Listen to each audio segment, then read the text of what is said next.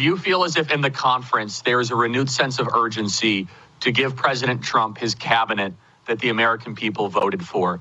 And I know you were not in the Senate then, but at least based on your colleagues that were, do you think that we're in a more urgent place to move more rapidly than in January of 2017? I do. I think that, we were back there last week, and as we gather, it's the first time we've been there since the election, and you do feel like there is a sense of urgency to move an agenda, and that does mean cabinet picks forward quickly. Because look, we got 4 years, but we may only have 2 years. You don't really know how this is going to work out, but we've got a moment in time here, and I think, Charlie, one of the important things about leadership is understanding the moment that you're in, right? And that. So if you take a step back and look at what happened, and you guys did a lot of great work. I saw you in Arizona just a couple of days before the election of all the great work you were doing on the ground. And so you think about that. President Trump, after the Democrats tried to bankrupt him, keep him off the ballot, throw him in jail, there were 2 assassination attempts. He delivered the biggest political comeback in American history. And that's not an exaggeration. I mean, people were writing him off, and he was victorious. I'm glad that I think I was either the first or the second senator to endorse him. Tuberville and I argue about that from time to time.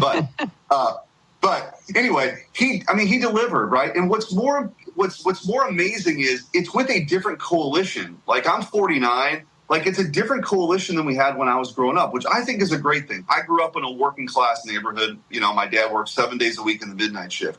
Those are our voters now, right? They're low propensity voters sometimes, which I know you were doing a lot of work and others were to make sure they go vote. But we've got a multi-ethnic working class coalition now.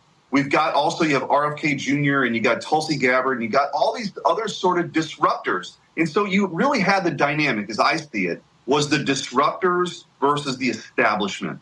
Right? That's what people wanted.